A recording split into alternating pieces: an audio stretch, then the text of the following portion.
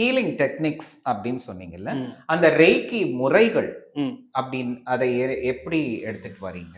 இப்போ ஒரு பெர்சன் வந்துட்டு ரெய்கி பண்ணிட்டு இருக்காங்கன்னு வச்சுக்கோங்களேன். It's all depends upon different types of chakras. நம்ம பாடியிலேயே ஒரு வந்துட்டு 7 சக்ராஸ் இருக்கு. அந்த 7 சக்ராஸ வந்துட்டு கிளென்ஸ் பண்ணி, உங்களுக்கு வந்துட்டு ஒரு எனர்ஜி நம்ப வந்துட்டு கிரியேட் பண்ணணும். ஃபர்ஸ்ட்டு நம்மளோட நெகட்டிவ் எனர்ஜிய வந்துட்டு நம்ம வந்துட்டு எலிமினேட் பண்ணிட்டு, குட் எனர்ஜிய வந்துட்டு நம்ம பலப்படுத்தணும். ஸோ நம்ப அந்த எனர்ஜி எங்கேருந்து எடுக்கிறோம்னா, நம்ப வந்துட்டு யூனிவர்ஸ்லேருந்து தான் நம்ம எடுக்கிறோம்.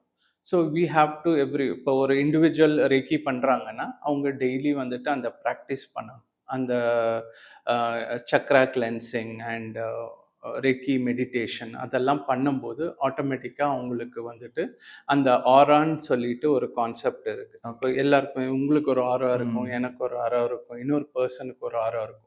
அதுல குட் எனர்ஜியும் இருக்கும், பேட் எனர்ஜி, நெகட்டிவ் எனர்ஜியும் இருக்கும்.